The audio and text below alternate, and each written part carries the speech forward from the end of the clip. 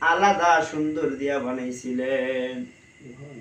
এই চরিত্রহীন বাদশাহ, জালিম বাদশাহ তাদেরকে আটক করলো। আটক করে যখন তার খাস কামরায় নিয়ে গেল, আল্লাহর পয়গম্বর খলিলকে জিজ্ঞাসা করা হলো, তোমরা কি হও একে অপরে?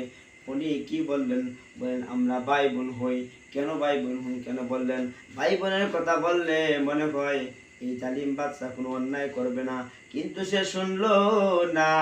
তারপর তার খাস কামরায় নিয়ে গেল। অনেক লম্বা ঘটনা, বিস্তারিত বলবো না, সংক্ষেপে বলতে চাই, মনোযোগ দিয়ে শুনেন। তখন কি করলো ওই জালিম বাদশা? বিবি সারার গায়ে হাত দিতে চায়। যখন এই হাত দিতে চায়, উনি হলেন একজন আল্লাহর খলিল, আল্লাহর বন্ধুর স্ত্রী। যখনই ওনার গায়ে হাত দিতে চায়, তখনই তার হাত লোলা হয়ে যায়। আমার দেশের ভাষায় বলা হয় নরম, মানে তার হাত লোলা হয়ে যায়, বেবস হয়ে যায়।